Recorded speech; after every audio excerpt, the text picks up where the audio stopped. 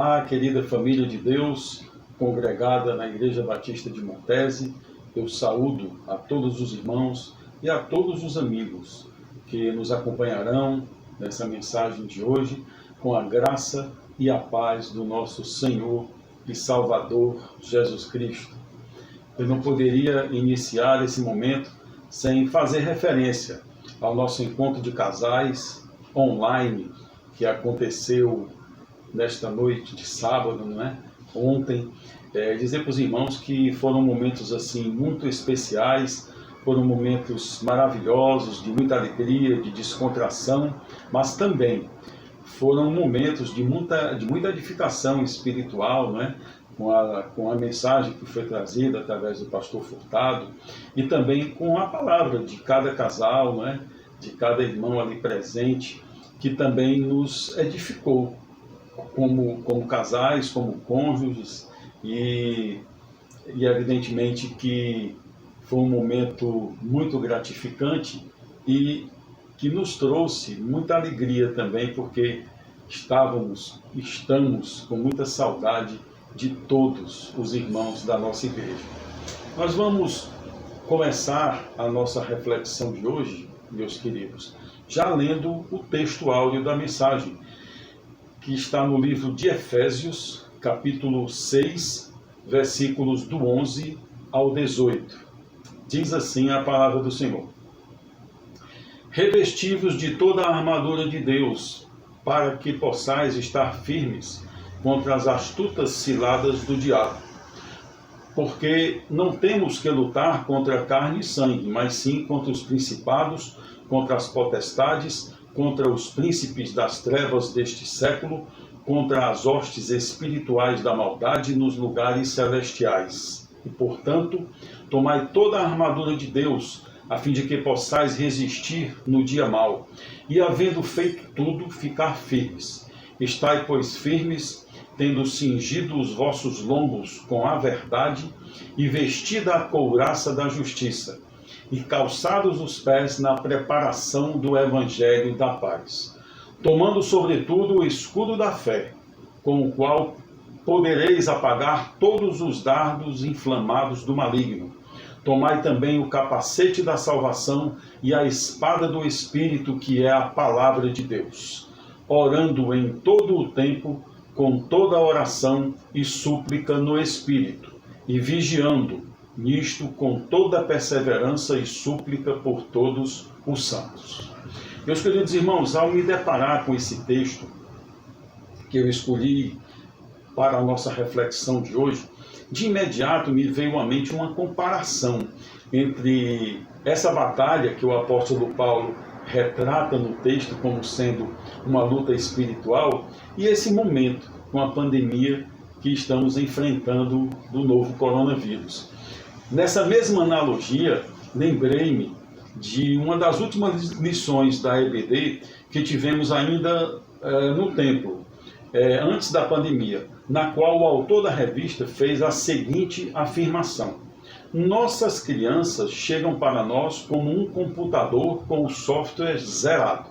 Essa ideia do autor da lição desenvolve um raciocínio similar ao da chamada teoria da tábua rasa, do filósofo inglês John Locke, segundo o qual a mente humana é como uma folha em branco, que vai sendo preenchida à medida das experiências boas ou ruins que o homem tem durante a sua vida, em família e na sociedade.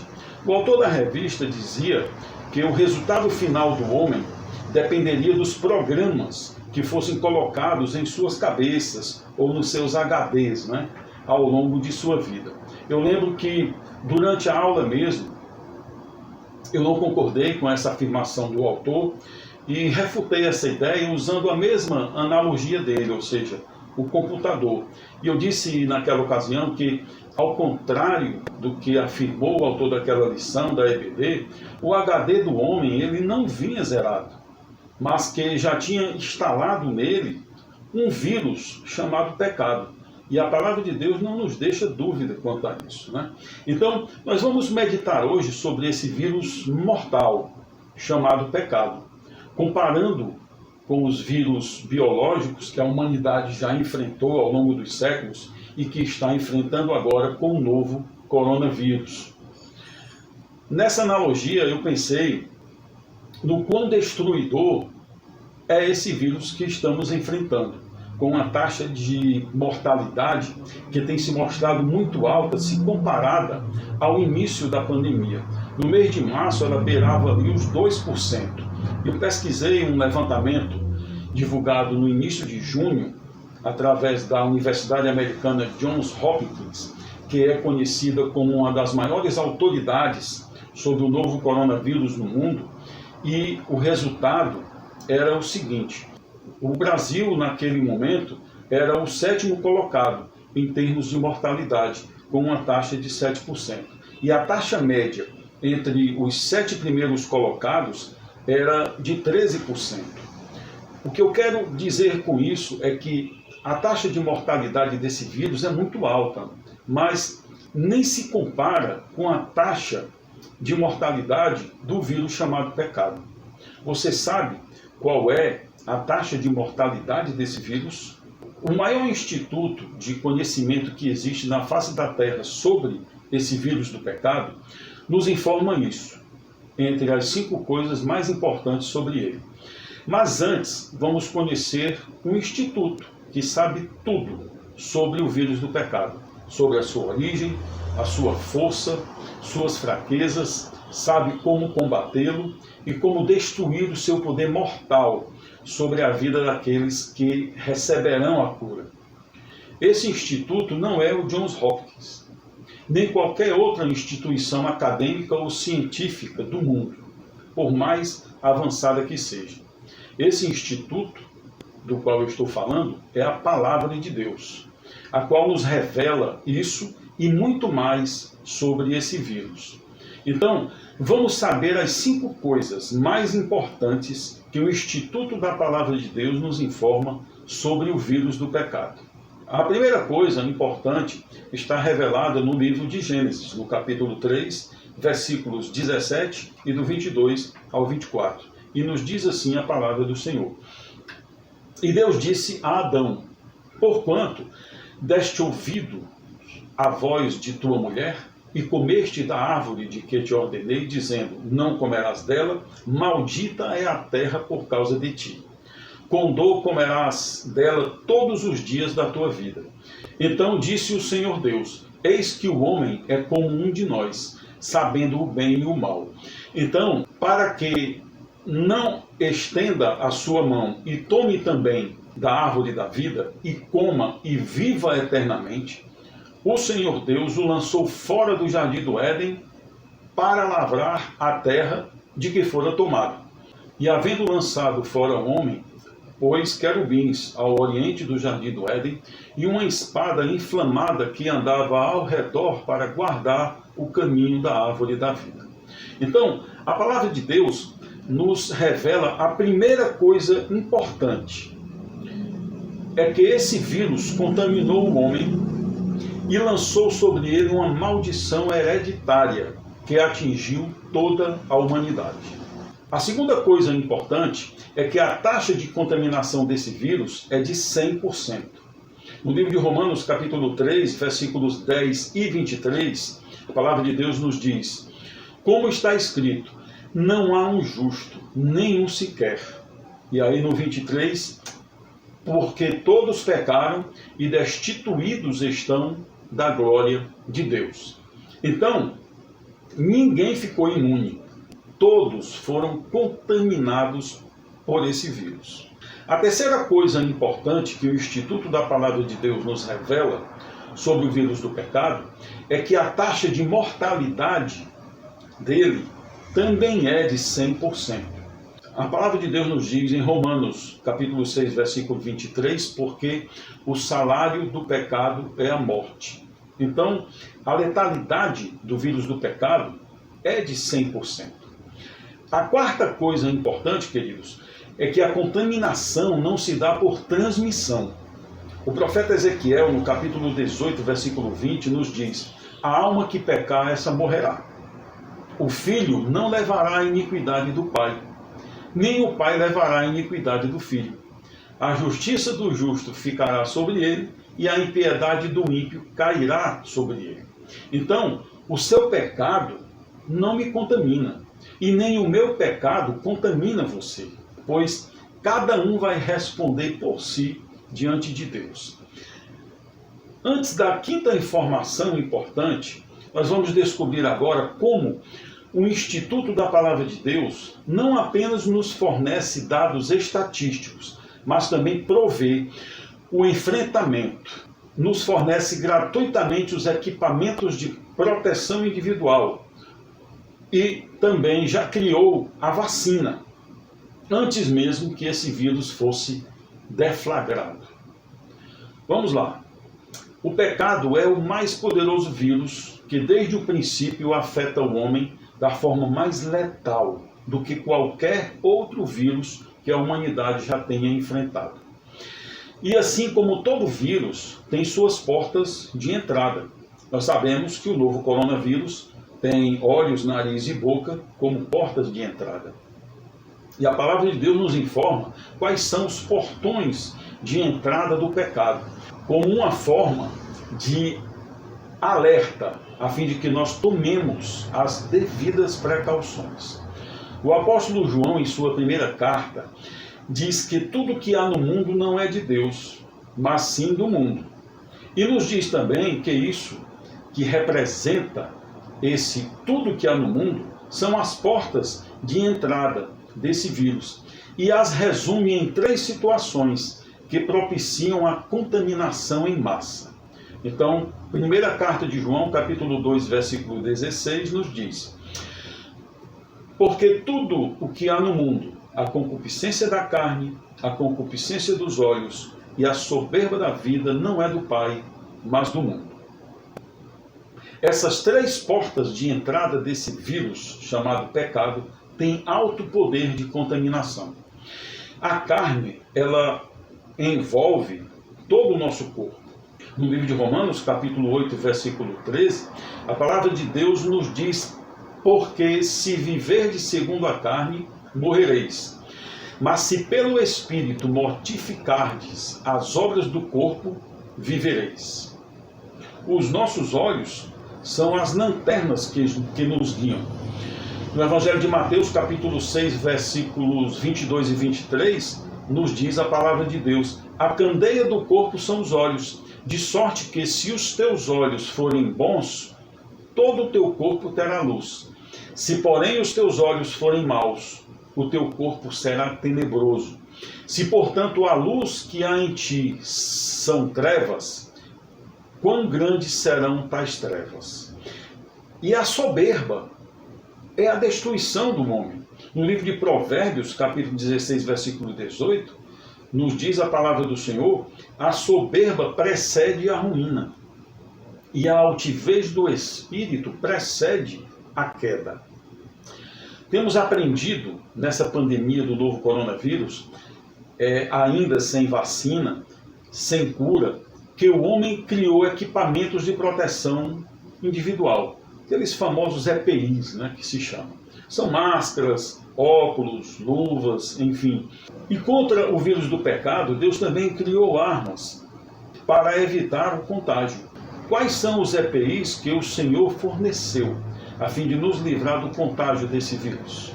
Note que contra o vírus biológico que ataca a carne e o sangue, a ciência provê várias armas de proteção, ou seja, equipamentos de defesa, mas apenas uma que é de ataque, a qual destrói o vírus antes que ele se instale. Essa arma é a vacina. Contra o vírus do pecado, que atua em todas as esferas terrenas e espirituais, aprendemos que, não sendo ele um vírus biológico, o combate não trata nem do sangue nem da carne, conforme nos diz o versículo 12 do nosso texto, não é? Que diz: porque não temos que lutar contra a carne e o sangue, mas sim contra os principados, contra as potestades, contra os príncipes das trevas deste século, contra as hostes espirituais da maldade nos lugares celestiais. Assim como contra o vírus biológico, Deus permitiu ao homem criar armas de combate com alguns equipamentos de proteção e apenas um de ataque, que é a vacina, ele também nos deu armas para combater esse vírus não biológico, que não só afeta o corpo, mas que afeta mortalmente a nossa alma. Então, Deus nos deu alguns equipamentos de proteção, de defesa.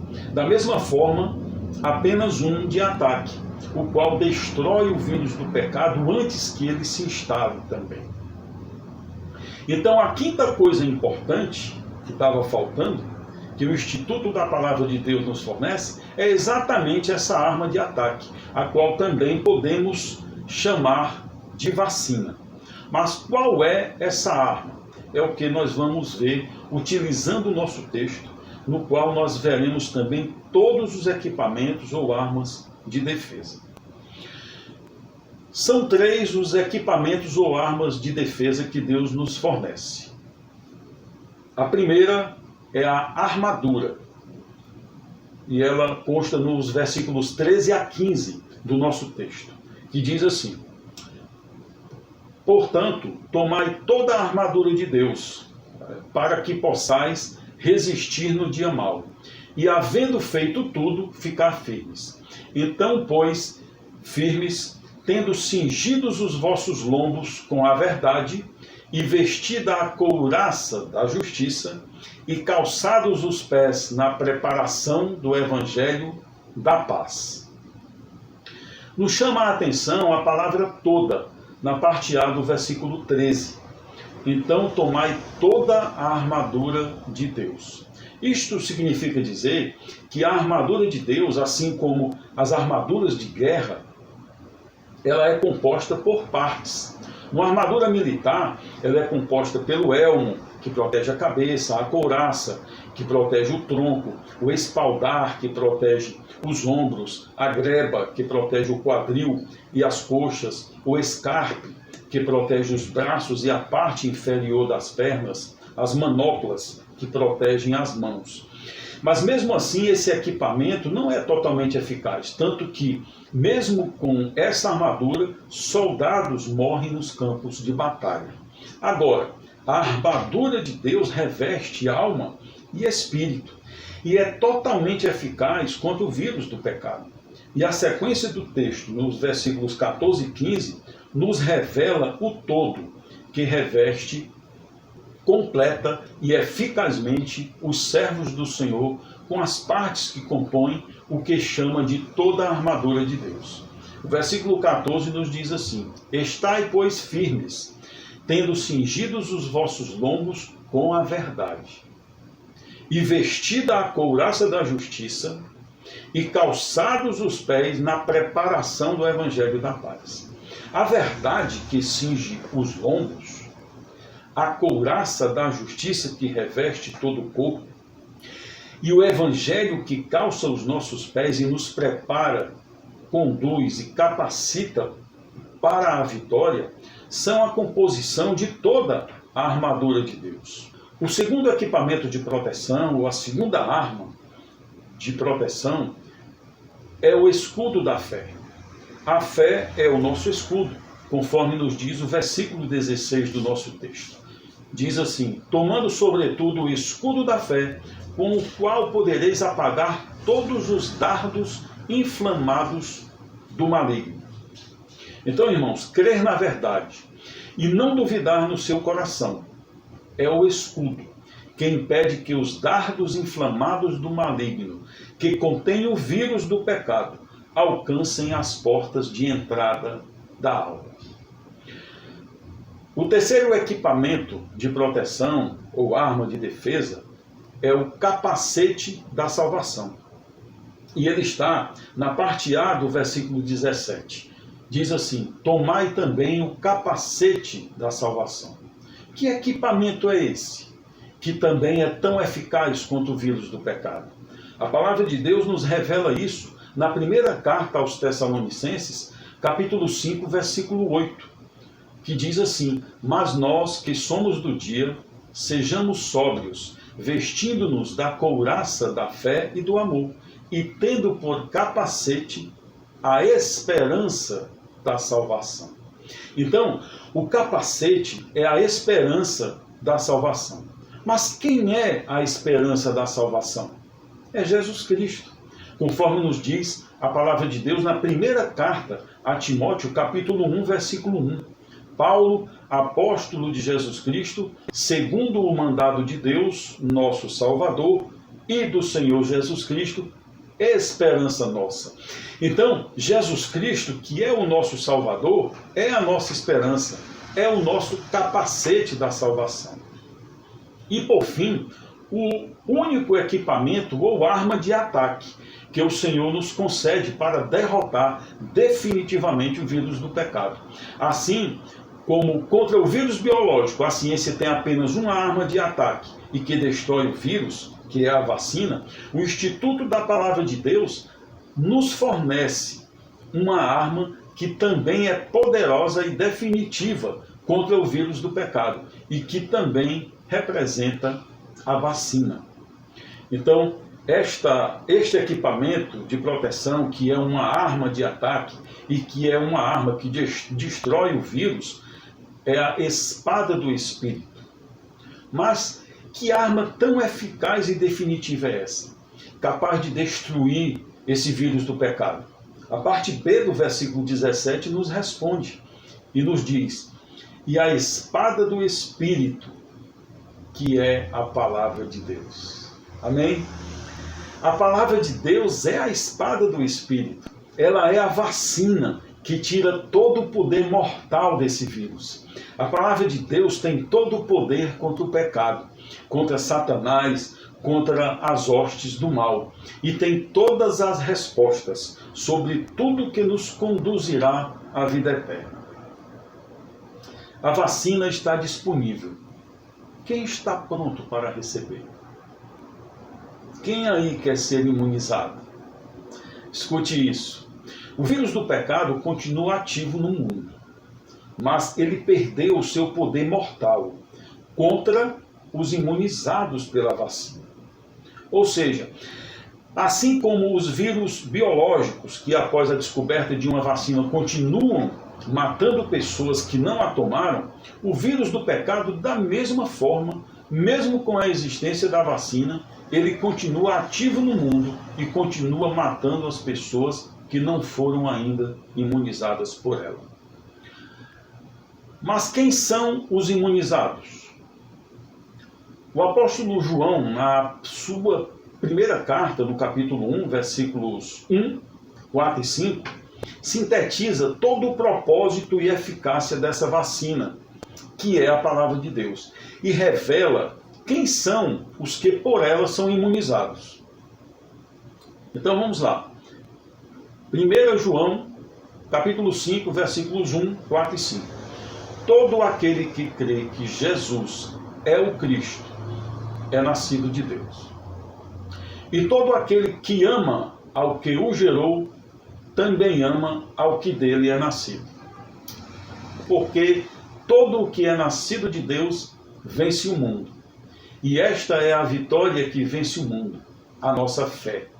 Quem é que vence o mundo, senão aquele que crê que Jesus Cristo é o Filho de Deus? Então, são esses os imunizados. Todo aquele que crê em Jesus Cristo, o Filho de Deus. Todos os que amam a Deus, os que nasceram do Espírito e que venceram o mundo pela fé. O vírus do pecado perdeu o seu poder letal contra essas pessoas imunizadas, contra os filhos de Deus, contra os salvos em Cristo Jesus. Porém, não esqueçamos que mesmo os salvos em Cristo, enquanto estiverem revestidos desse corpo corruptível, ainda possuem a natureza pecaminosa de Adão. E por isso precisam tomar algumas precauções, alguns cuidados, a fim de não serem acometidos de uma gripezona quando enfrentarem esse vírus do pecado. Veja o que o apóstolo João nos diz em sua primeira carta, no capítulo 1, versículos 6 a 9. Se dissermos que temos comunhão com ele e andamos em trevas, mentimos e não praticamos a verdade. Quando nós pecamos, nós perdemos a comunhão com Deus. E isso não é bom para as nossas vidas. Nessa situação, nós podemos até enganar aos homens, demonstrando ter comunhão com Deus, que de fato não temos por causa do pecado cometido. Porém, podemos restaurar essa comunhão, pois não perdemos a vida eterna, visto que fomos imunizados contra o poder mortal do vírus do pecado. No versículo 7, seguindo o nosso texto aí do apóstolo João, mas se andarmos na luz, como ele na luz está, temos comunhão uns com os outros. Ou seja, se procurarmos andar em santidade, se andarmos na luz, temos comunhão com todos, com os irmãos, com a igreja e com Deus. E mesmo que tenhamos cometido algum pecado, Deus nos perdoa quando nos arrependemos verdadeiramente. Mas por que somos perdoados? A sequência do versículo 7 nos responde: e o sangue de Jesus, seu Filho, nos purifica de todo pecado.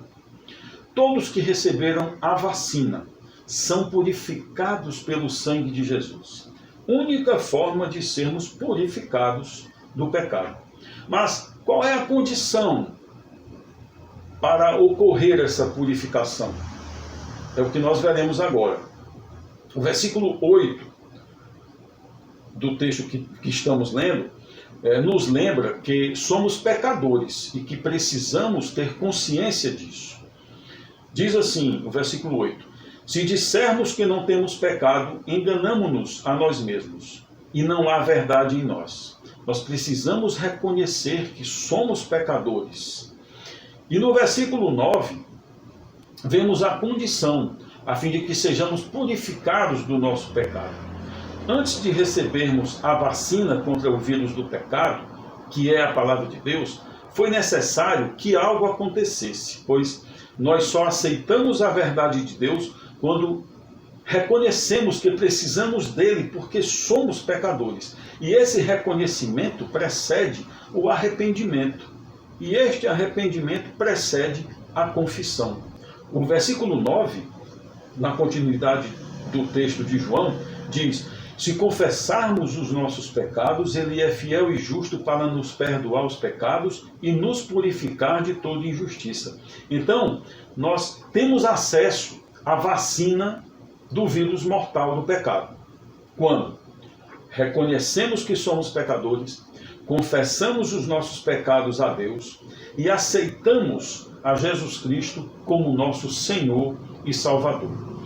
E esse conjunto nada mais é do que receber a palavra de Deus, que é a vacina, e aceitá-la como a única verdade absoluta. Aí sim, o sangue de Jesus nos purifica de todo pecado. Deus está aqui nos liberando para pecar? De forma alguma. A palavra de Deus nos diz no livro de Romanos, capítulo 6, versículos de 1 a 2, que diremos, pois? Permaneceremos no pecado para que a graça abunde? De modo nenhum. Nós que estamos mortos para o pecado, como viveremos ainda nele? Mas o nosso Deus, sendo um Deus zeloso, usa da sua misericórdia e nos revela isso, a fim de que não percamos a nossa fé e não desistamos da nossa caminhada cristã, quando porventura nós caímos em tentação. Então, depois de conhecermos todos os equipamentos de proteção individual e as armas de combate ao vírus do pecado, os quais são as 3 armas de defesa: a armadura de Deus, o escudo da fé e o capacete da salvação, e a arma de ataque, a única, a espada do Espírito, que é a palavra de Deus, que é a vacina.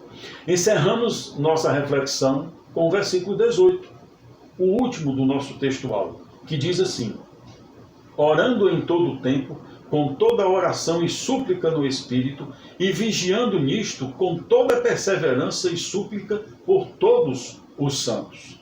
Deus, por meio do apóstolo Paulo, após nos dar gratuitamente todos os EPIs de combate e a vacina que destrói o poder mortal do vírus do pecado, está agora nos alertando exatamente sobre a continuidade da circulação desse vírus no mundo, pois, apesar de não mais poder nos atingir mortalmente, ele ainda pode nos deixar enfermos, fazer estragos e causar muitos sofrimentos em nossa vida.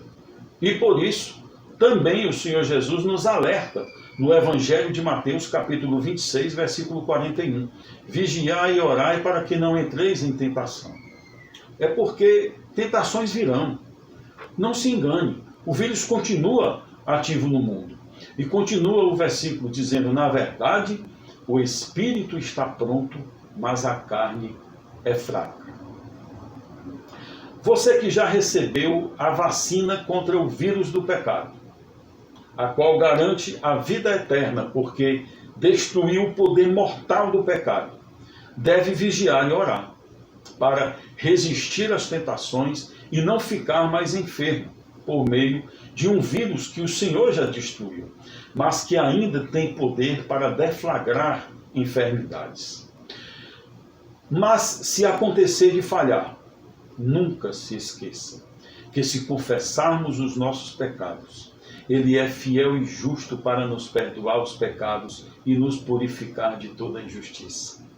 E saiba que, mesmo se ficar enfermo, Jesus Cristo te curará, pois Ele já pagou o preço lá na cruz e sofreu o castigo em nosso lugar. E por Ele nós fomos sarados, conforme nos diz o profeta Isaías, no capítulo 53, versículos 4 e 5.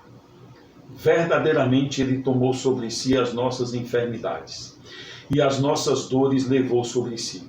E nós o reputávamos por aflito e ferido de Deus, e oprimido.